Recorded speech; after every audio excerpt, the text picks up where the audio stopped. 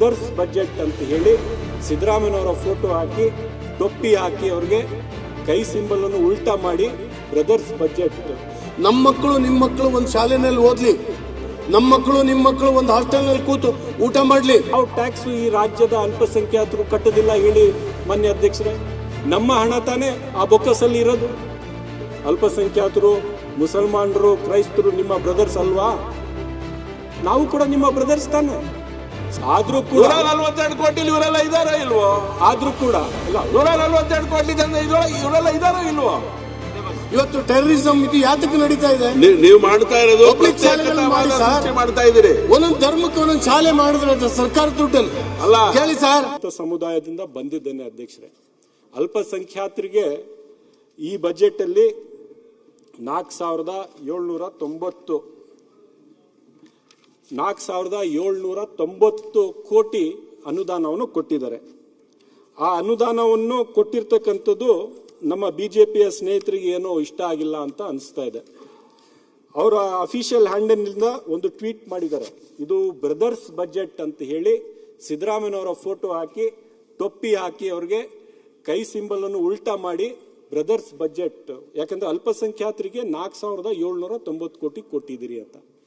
4,48,000 ಕೋಟಿಯ ಬಜೆಟ್ ಅಲ್ಲಿ 15% ಪಾಪ್ಯುಲೇಷನ್ ಇರ್ತಕ್ಕಂಥ ಅಲ್ಪಸಂಖ್ಯಾತರಿಗೆ, ನಾನು ಕೂಡ ಒಬ್ಬ ಅಲ್ಪಸಂಖ್ಯಾತ ಮುಸ್ಲಿಂ ಸಮುದಾಯದಿಂದ ನಾನು ಬಂದಿದ್ದೇನೆ ಅಧ್ಯಕ್ಷರೇ, 1% ಕೂಡ ಆಗೋದಿಲ್ಲ. ಅಷ್ಟಕ್ಕೆ ಬಿಜೆಪಿಯವರು ಈ ಟ್ವೀಟ್ ಮಾಡಿದ್ದಾರೆ, ಬ್ರದರ್ಸ್ ಬಜೆಟ್ ಅಂತ ಹೇಳ್ತಾರೆ. ನಾನು ಅವ್ರಿಗೆ ಕೇಳಕ್ಕೆ ಇಚ್ಛೆ ಪಡ್ತೀನಿ, 15% ಅಲ್ಪಸಂಖ್ಯಾತರು ಈ ರಾಜ್ಯದಲ್ಲಿ GST ಕಟ್ಟೋದಿಲ್ವೇ? ನಾವು ಕಟ್ತೀವಲ್ಲ GST. ಪ್ರಾಪರ್ಟಿ ಟ್ಯಾಕ್ಸ್ ಕಟ್ಟೋದಿಲ್ವೇ? ರಿಜಿಸ್ಟ್ರೇಷನ್ ಟ್ಯಾಕ್ಸ್ ಕಟ್ಟೋದಿಲ್ವೇ? ಮೋಟರ್ ವೆಹಿಕಲ್ ಟ್ಯಾಕ್ಸ್ ಕಟ್ಟೋದಿಲ್ವೇ? ಯಾವ ಟ್ಯಾಕ್ಸ್ ಈ ರಾಜ್ಯದ ಅಲ್ಪಸಂಖ್ಯಾತರು ಕಟ್ಟೋದಿಲ್ಲ ಹೇಳಿ ಮಾನ್ಯ ಅಧ್ಯಕ್ಷರೇ? ನಮ್ಮ ಹಣ ತಾನೇ ಆ ಬೊಕ್ಕಸಲ್ಲಿ ಇರೋದು. ನಮ್ಮ ಸಮುದಾಯಗಳಿಗೆ, ಮುಸಲ್ಮಾನರಿಗೆ, ಕ್ರೈಸ್ತರಿಗೆ, ಜೈನರಿಗೆ, ಬೌದ್ಧರಿಗೆ, ಪಾರ್ಸಿಗಳಿಗೆ 1% ಆಫ್ ದಿ ಬಜೆಟ್ ಕೊಟ್ರೆ ಬಿಜೆಪಿಯವರು ಒಂದು ರಾಷ್ಟ್ರ ಪಕ್ಷ, ರಾಷ್ಟ್ರವಾದಿಗಳು, ರಾಷ್ಟ್ರ ಕಟ್ಟಬೇಕು ಅಂತ ಹೇಳೋರು ನೀವೆಲ್ಲ ಈ ಅಲ್ಪಸಂಖ್ಯಾತರಿಗೆ ದುಡ್ಡು ಕೊಡಬಾರ್ದು ಅಂತ ಟಾಂಗ್ ಹೊಡಿತೀರಿ.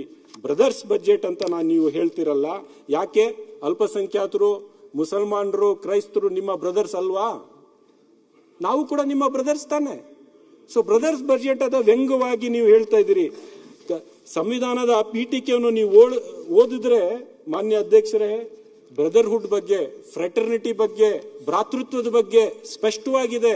ಹಾಗಾದ್ರೆ ಬಿಜೆಪಿಯ ನನ್ನ ಸ್ನೇಹಿತರಿಗೆ ಭ್ರಾತೃತ್ವದ ಬಗ್ಗೆ ನಂಬಿಕೆ ಇಲ್ಲ ಅಂದ್ರೆ ಸಂವಿಧಾನದ ಪೀಠಿಕೆ ಮೇಲೆ ಇರ್ತಕ್ಕಂಥ ಇದೆಲ್ಲ ಷರತ್ತುಗಳ ಬಗ್ಗೆ ನಂಬಿಕೆ ಇಲ್ಲ. ಇದರ ಮೇಲೆ ಪ್ರಮಾಣವನ್ನು ಮಾಡಿಕೊಂಡು ನೀವು ಶಾಸಕರಾಗಿ ಕೂತಿದ್ದೀರಿ. ಮಾನ್ಯ ಅಧ್ಯಕ್ಷರೇ, ಇದು ಯಾಕೆ ಹೇಳ್ತಾ ಇದ್ದೀನಿ ಅಂದ್ರೆ, ಒಂದು ರೀತಿ ಏನಾಗಿದೆ ಅಂದ್ರೆ, ಈ ನಮ್ಮ ರಾಜ್ಯದ ಅಲ್ಪಸಂಖ್ಯಾತರಿಗೆ ಫುಟ್ಬಾಲ್ ತರ ಬಿಜೆಪಿಯವರು ಆಡ್ತಾರೆ. ಒಂದು, ಅವರು ಸರ್ಕಾರದಲ್ಲಿ ಇದ್ದಾಗ ಅವರು ಸಹಾಯ ಮಾಡೋದಿಲ್ಲ, ಆಚೆ ಕೋಮುವಾದಿ ಸಂಘಟನೆಗಳ ಮೂಲಕ ನಮ್ಮ ಮೇಲೆ ದೌರ್ಜನ್ಯಗಳನ್ನು ಮಾಡಿಸ್ತಾರೆ. ಒಳಗಡೆ ನಮ್ಮ ಸರ್ಕಾರ 1% ಬಜೆಟ್ ಕೊಟ್ರೆ ಅದಕ್ಕೊಂದು ರಾಜಕೀಯದ ಒಂದು ದೊಡ್ಡ ಇಶ್ಯೂ ಆಗಿ ಮಾಡಿ, ಏನು ಅಲ್ಪಸಂಖ್ಯಾತರಿಗೆಲ್ಲ ಕೊಟ್ಬಿಡ್ತಾ ಇದ್ದೀರಲ್ಲ, ಮುಸಲ್ಮಾನರಿಗೆಲ್ಲ ಕೊಟ್ಬಿಡ್ತಾ ಇದ್ದೀರಲ್ಲ ಅಂತ ಆ ರೀತಿಯ ಪ್ರೊಪಗಂಡಾ ಮಾಡ್ತಾರೆ. ಅಂದ್ರೆ ಅವರ ಮನಸ್ಸಲ್ಲಿ ನಾವು ಈ ದೇಶದ ನಾಗರಿಕರು, ಈ ಸಮಾಜದ ಭಾಗಿ ಎಲ್ಲ ಅಂತ ಅವರು ಅನ್ಕೊಂಡಿದ್ದಾರೆ.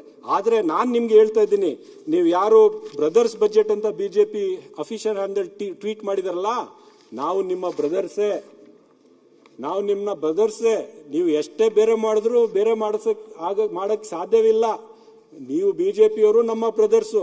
ಹಿಂದೂ, ಮುಸ್ಲಿಂ, ಸಿಖ್, ಇಸಾಯಿ ಹಮ್ ಸಬ್ ಹೈ ಭಾಯಿ ಭಾಯಿ. ಅದಕ್ಕೆ ಬ್ರದರ್ಸ್ ಬಜೆಟ್ ಅಂತ ಹೇಳಿದ್ರು. ನೀವು ನೆಗೆಟಿವ್ ಆಗಿ ಹೇಳಿದ್ರು ನಾವು ಪಾಸಿಟಿವ್ ಆಗಿ ತಗೋತೀವಿ. ನೀವು ನೆಗೆಟಿವ್ ಆಗಿ ಹೇಳಿರೋದು, ನೀವು ವ್ಯಂಗ್ಯವಾಗಿ ಹೇಳಿರೋದು, ನೀವು ಮುಸಲ್ಮಾನನ ಡಿಗ್ರೇಡ್ ಮಾಡೋದಕ್ಕೆ ಹೇಳಿರೋದು, ಕಾಂಗ್ರೆಸ್ ಪಕ್ಷಕ್ಕೆ ರಾಜಕೀಯವಾಗಿ ಗುರಿ ಮಾಡೋದಕ್ಕೆ ಹೇಳಿರೋದು. ಆದ್ರೆ ನಾವು ಪಾಸಿಟಿವ್ ಆಗಿ ತಗೋತೀವಿ.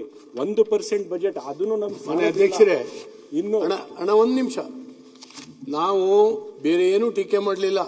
ಅಲ್ಪಸಂಖ್ಯಾತರಿಗೆ ಬೆನಿಫಿಟ್ ಕೊಡೋದ್ರಲ್ಲಿ ನಮ್ಮ ವಿರೋಧ ಇಲ್ಲ.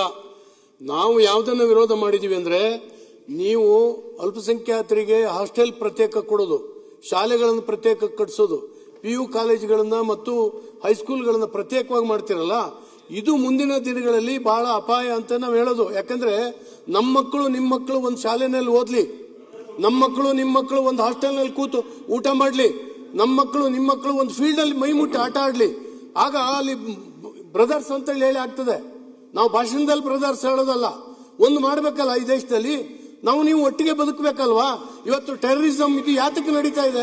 ನೀವು ಮಾಡ್ತಾ ಇರೋದು ಪಬ್ಲಿಕ್ ಶಾಲೆಗಳನ್ನು ಮಾಡಿ ಸರ್, ಮಾಡ್ತಾ ಇದ್ದೀರಿ. ಒಂದೊಂದು ಧರ್ಮಕ್ಕೆ ಒಂದೊಂದು ಶಾಲೆ ಮಾಡಿದ್ರೆ ಅದು ಸರ್ಕಾರ ದುಡ್ಡಲ್ಲಿ ಅಲ್ಲ. ಕೇಳಿ ಸರ್, ಒಂದೊಂದು ಧರ್ಮಕ್ಕೆ ಒಂದೊಂದು ಶಾಲೆಯನ್ನ ಸರ್ಕಾರದ ವತಿಯಿಂದ ಮಾಡಿದ್ರೆ ಹಾಗಾದ್ರೆ ಜಾತ್ಯತೀತ ರಾಷ್ಟ್ರ ಆಗೋದು ಯಾವಾಗ? ಸರ್ವ ಜನಾಂಗದ ಶಾಂತಿಯ ತೋಟ ಕುವೆಂಪುರವರು ಹೇಳಿದ್ದು ಬರೀ ಸಾಹಿತ್ಯದಲ್ಲ, ಪ್ರಾಕ್ಟಿಕಲಿ ಬರಬೇಕು ಈ ದೇಶದಲ್ಲಿ. ಒಟ್ಟಾಗಿ ನಾವು ಬದುಕಬೇಕಲ್ವಾ? ಇದನ್ನ ನಾವು ಹೇಳ್ತಾ ಇದ್ದೀವಿ. ಆದ್ರೆ ಧರ್ಮಕ್ಕೊಂದೊಂದು ಜಾತಿಗೊಂದೊಂದು ನಾವು ಶಾಲೆ ಮಾಡ್ತೀವಿ, ಆದ್ರೂ ನಾವು ಸೆಕ್ಯುಲರ್ ಅಂತ ಹೇಳಿದ್ರೆ ಸರ್, ಸಣ್ಣ ಎಳೆ ವಯಸ್ಸಿನ ಮಕ್ಕಳು ಒಟ್ಟಿಗೆ ಆಗದೆ ಇದ್ರೆ ಬೆಳೆದ್ರ ಮೇಲೆ ಒಟ್ಟಿಗೆ ಆಗ್ತಾರ? ಹೇಗಿದು?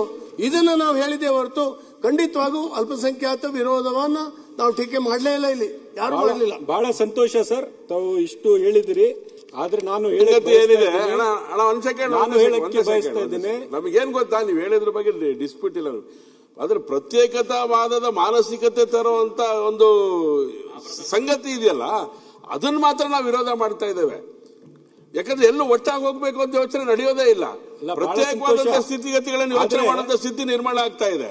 ಇದನ್ನ ನಾವು ವಿರೋಧ ಮಾಡಿದೀವಿ ಬಿಟ್ರೆ ಅವ್ರಿಗೆ ನೀವು ವಿದ್ಯಾಭ್ಯಾಸ ಕೊಡಬೇಡಿ ಅಂತ ನಾವು ಹೇಳಿಲ್ಲ, ಅವ್ರಿಗೆ ಅನ್ನ ಕೊಡಬೇಡಿ ಅಂತ ಹೇಳಿಲ್ಲ. ನೀವೇ ಯಾಕೆ ಎಲ್ಲ ಕೊಟ್ಟು ಪ್ರತ್ಯೇಕವಾಗಿ ಅವ್ರನ್ನ ಇಡುವಂತ ಕೆಲಸ ಮಾಡ್ತೀರಿ? ಇದು ನಮ್ದು ವಿರೋಧ ಅಷ್ಟೇ, ಬೇರೆ ಇನ್ನೇನಿಲ್ಲ. ಅಲ್ಲ ಕರೆಕ್ಟ್. ಇಡೀ ಪ್ರಪಂಚಕ್ಕೆ ಅರ್ಥ ಆಗುತ್ತೆ ನಿಮ್ಮ ವಿರೋಧ ಏನು, ನಿಮ್ಗೆ ಏನ್ ಅನಿಸ್ತಾ ಇದೆ ಅಂತ. ಯಾವ ಸಂದರ್ಭದಲ್ಲಿ ನಿಮ್ಮ ನಾಯಕರು ಏನೇನ್ ಭಾಷಣ ಮಾಡಿದ್ದಾರೆ ಅಂತಾನೂ ಕೂಡ ನಮ್ ಮುಂದೆ ಇದೆ.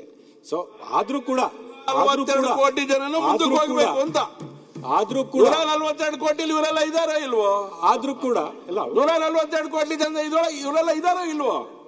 ಇದನ್ನ ನಾವು ಹೇಳಿದೀವಿ ಅಷ್ಟೇ. ಭಾರತದಲ್ಲಿ ಇದನ್ನ ಹೇಳಿದೀವಿ ಬಿಟ್ರೆ ನಾವು ನೀವೆಲ್ಲ ಬೇಡ ನಾವು ಹೇಳಿಲ್ಲ.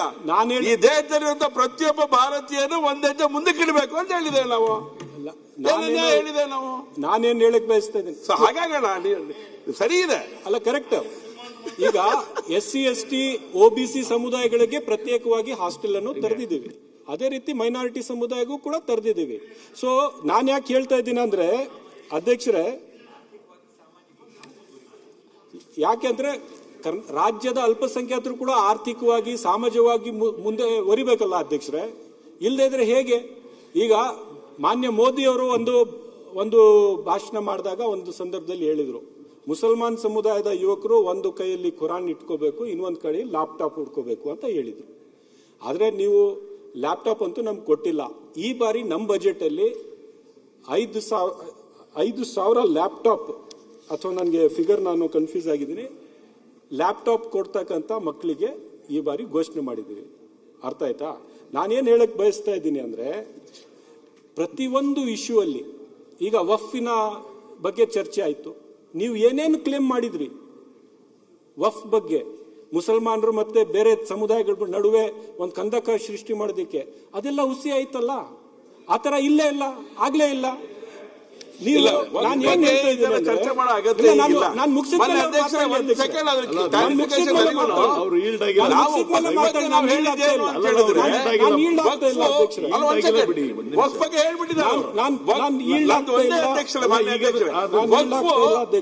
ಸರ್ಕಾರದ ಒಂದು ಅವಿಭಾಜ್ಯ ಅಂಗನೋ ಅಲ್ವೋ ಕೇಳಿದ್ವಿ ನಾವು.